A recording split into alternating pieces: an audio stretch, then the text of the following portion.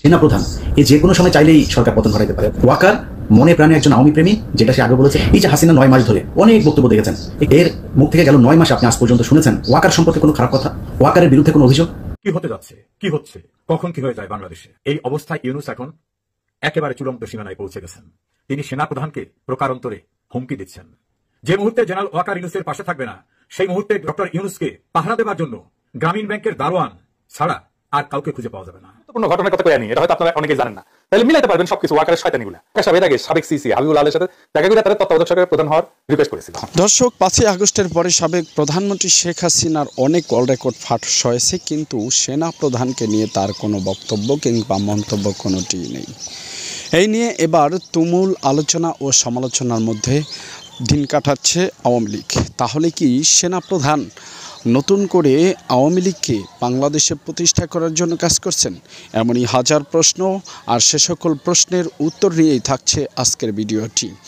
সেনাপ্রধান ডক্টর ইউনূসের সাথে কি আলোচনা বা পরামর্শ হচ্ছে এবং আগামী নির্বাচনে কি ভূমিকা রাখতে চাইছে সেনাপ্রধান, বিস্তারিত দেখুন। আপনারা গেল 2-3 দিন ধরে নানান ধরনের তথ্য, অপতথ্য, গুজব অনেক কিছুই শুনছেন। এসব শোনাশুনির ভেতরে আপনাদের অনেকের অনেক ধরনের মন্তব্য আসতে পারে যে আসলেই সেনাবাহিনী কী চাচ্ছে, সেনাবাহিনী কি আসলেই ক্ষমতা নিতে চাচ্ছে কিনা। দেখেন, প্রথম কথা হচ্ছে যে সেনাবাহিনী 5 তারিখে কোন পরিস্থিতিতে শেখ হাসিনাকে যেতে আপনারা এর আগে শুনেছেন, বুকে পাথর চাপা দিয়ে সেনাপ্রধান তার এটা করতে হয়েছে 5 তারিখের ঘটনাগুলো, এটা কিন্তু বাস্তব কথা। মানে সিম্পল একটা জিনিস শোনেন, ধরেন একজন পুলিশের কনস্টেবল নিয়োগ করতে গিয়ে, আপনারা বাংলাদেশে আছেন, আমার চাইতে আপনারা অনেক ভালো জানেন এগুলো, আমরা তো আপনাদের কাছ থেকে শুনেই কথাবার্তা বলি। আমি নিজে তো আর এখানে আমার এমন কোনো সোর্স নাই যেটা দিয়ে আমি উড়ে গিয়ে তারপরে গিয়ে জেনে আসি।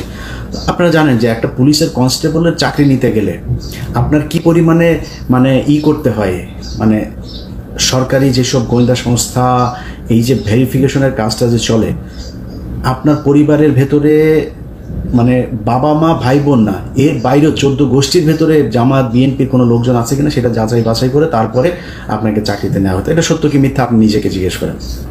যদি তাই হয়, শেখ হাসিনার চোখের সামনে সেনাপ্রধান ওয়াকার, মানে শেখ হাসিনার পছন্দগুলো কি আপনি বলেন? শেখ হাসিনার পছন্দ হচ্ছে ওই নিজাম হাজারি, শেখ হাসিনার পছন্দ হচ্ছে এই শামীম ওসমান, শেখ হাসিনার পছন্দ ওই যে কুমিল্লার বাহার, যত মানে জাউরার যত শ্রেষ্ঠ মানে প্রো ম্যাক্সের একদম সর্বশেষ ভার্সন যেটা আছে, সব শেষ ভার্সন হচ্ছে শেখ হাসিনার পছন্দ। এর আশপাশে কোনোদিন ভালো মানুষের কোথাও এই জায়গা দেয় না। তো এর মতো একটা জাউরা এই যে ওয়াকারের মতো একজনকে এখানে বসাবে, আপনার মনে হয় সেনাপ্রধান যে কোনো সময় চাইলেই সরকার পতন ঘটাইতে পারে আমাদের সাবকন্টিনেন্টের প্রেক্ষাপটে যদি চিন্তা করা যায়। তাকে যাচাই বাছাই না করে শেখ হাসিনা ভুল করেছে সেনাপ্রধানকে বসিয়ে, এটা মনে করার কোনো কারণ নাই। মানে গোয়েন্দা সংস্থা না, খালি শেখ হাসিনা যদি ভুল করেও ভারত তো ভুল করবে না। শেখ হাসিনার এই ধরনের পদগুলো, এই পদায়ন কারা করতো? ভারত থেকে করতো। এমপি মন্ত্রী কে কোথায় বসবে গুরুত্বপূর্ণ জায়গায়, পুলিশের বিভিন্ন শাখায়, সব ভারতের দেয়া। তো ভারত তার ব্যাপারে জানে না, না জেনেই তাকে এখানে বসিয়েছে। ওয়াকার মনে প্রাণে একজন আওয়ামী প্রেমী, যেটা সে আগে বলেছে, বুকে পাথর চাপা দিয়ে তারপরে তিনি 5 তারিখের এগুলো করেছেন, ওইটাই হচ্ছে বাস্তবতা। তো এই ব্যক্তির যদি আপনি কোনো চিন্তা ভাবনা ধারণা সব বাদ দিয়ে আপনি নিজে থেকে মানে একদম সায়েন্সের মতো যদি তাকে করতে চান, ল্যাবরেটরিতে যদি টেস্ট করতে চান, তো ল্যাবরেটরি টেস্টে আপনাকে প্রথম করতে হবে।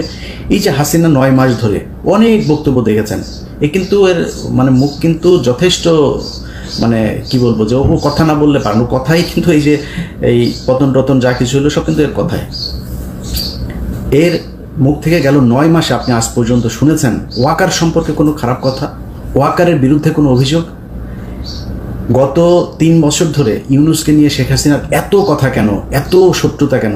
কারণ হাসিনা জানতো যে ইউনূস কিছু একটা ভেতরে ভেতরে করছেন, বা পশ্চিমাদের যেই চিন্তা ভাবনা সেটা তিনি জানতেন, এটা জেনেই কিন্তু তিনি এগুলো করেছেন। অতএব হাসিনার মুখ থেকে বের হয়ে যায়। আমি অনেক আগে একটা ভিডিওতে বলেছিলাম যে হাসিনার সামনে কি করবে, কি ঘটছে ভেতরে, এটা হাসিনার মুখ দিয়ে বের হয়ে যায়। হাসিনা এটা চুপ করে মুখে রাখতে পারে না। তো এতদিন ধরে ওয়াকারের বিরুদ্ধে হাসিনার কোনো অভিযোগ নাই, এর কারণ কি? আমি এর আগে আরেক ভিডিওতে বলেছিলাম যে শেখ হাসিনার সাথে ওয়াকারের ওয়াইফের ফোন দিয়ে সার্বক্ষণিক যোগাযোগ হয়। ওয়াকারের স্ত্রীর সাথে তার প্রতিদিন কয়েকবার কথা হয়, তারপরে ওয়াকারের সাথেও কথা হয়। তো এগুলোর যদি নাকি আপনি ওই যেটা বললাম ল্যাবরেটরিতে যদি নাকি আপনি টেস্ট করতে যান, আপনি দেখেন আওয়ামী লীগ যা যা চায় ওয়াকার তা ঠিকঠাক মতো করছে কিনা। 5 তারিখে শেখ হাসিনাকে ওয়াকারের প্রথম কাজ কী ছিল? তারে অ্যারেস্ট করা। সে তো খুনি, তারা অ্যারেস্ট করেছে? করে নাই। এই যে আয়নাঘর থেকে তো সাথে সাথে বের করে দেওয়া দরকার ছিল, লোকজনরা যাইতে দেয় নাই। প্রথমেই তো তার এটা উচিত ছিল যে কোথায় আছে। সে মনে করেন আয়নাঘরের এগুলো খালি জিয়াউল হাসান সব কিছু করেছে, আর কেউ সব ফেরেস্তা। এখন জিয়াউল হাসানকে বানানো হয়েছে হচ্ছে বলির পাঠা। জিয়াউল হাসান মানে যত কিছুই তার বিরুদ্ধে অভিযোগ আছে, আমি জানি না সেগুলোর কতটা সত্য মিথ্যা আমি জানি না, কিন্তু এই লোক ছিল হচ্ছে স্ট্রেট ফরওয়ার্ড লোক। যারা যা বলতো, যারা মেরে ফেলবো তার মেরে ফেলবো, এই টাইপের লোক সে একজন। এখন এদের সাথে তেল দিয়ে চলতে পারেনি, সব দোষ তার ঘাড়ে দিয়ে, সবাই ভালো মানুষ। এখন আপনি যে সেনাপ্রধান হিসেবে ক্ষমতা নিলেন, আপনি জানেন না কিছু, এই যে গুমটুম হয়েছে আয়নাঘর, কোনো কিছু জানেন না। তাহলে তো 5 তারিখের সন্ধ্যার ভেতরে সবাইকে ওইখান থেকে বের করে, আপনার ক্যান্টনমেন্টের ভেতরেই তো ছিল এগুলো, আপনি করেন। এখন পর্যন্ত কি ক্যান্টনমেন্টের ওই আয়নাঘরে আপনার নিয়ে গিয়েছেন? গেলেন কোথায়?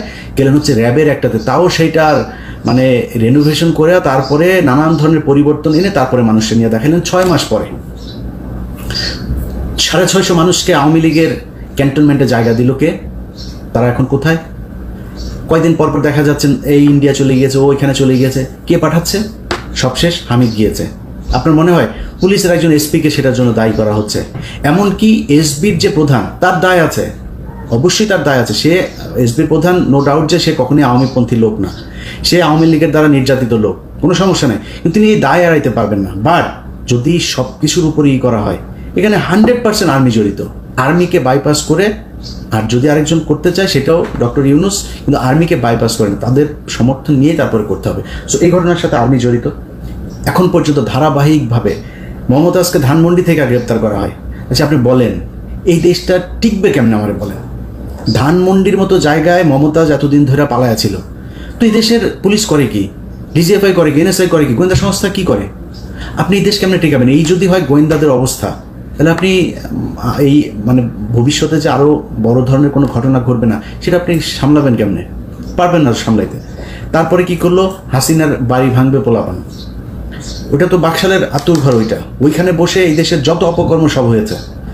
এই দুর্নীতি থেকে শুরু করে এই পর্যন্ত এই বাংলাদেশের যত অবক্ষয়, ভারতের যত যোগসাজশ, ভারতকে এই দেশে কাজ করতে দেওয়ার যত সব ওই ঘরে বসে হয়েছে। ওইটার পাবলিক টয়লেট বানানো উচিত একদম, মানে লিটারালি। দর্শক, এতক্ষণ পর্যন্ত আপনারা দেখলেন সাংবাদিক ইলিয়াসের তথ্যবহুল কিছু আলোচনা। আর সেই আলোচনা শোনার পরে আপনাদের মতামত কিংবা মন্তব্য কী সেটি অবশ্যই জানাবেন কমেন্টস বক্সে। আজকের মতো এখানে বিদায় নিচ্ছি, দেখা হবে অন্য কোনো ভিডিওতে। ততক্ষণ পর্যন্ত সকলে ভালো থাকুন, সকলের সুস্বাস্থ্য কামনা করে এখানে বিদায় নিচ্ছি। আর দর্শক, আমাদের চ্যানেলটিকে যদি আপনাদের ভালো লেগে থাকে অবশ্যই চ্যানেলটি সাবস্ক্রাইব করে দেবেন। ভিডিওটি ভালো লেগে থাকলে অবশ্যই শেয়ার করে দেবেন। আজকের মতো এখানে বিদায় নিচ্ছি। আল্লাহ হাফেজ।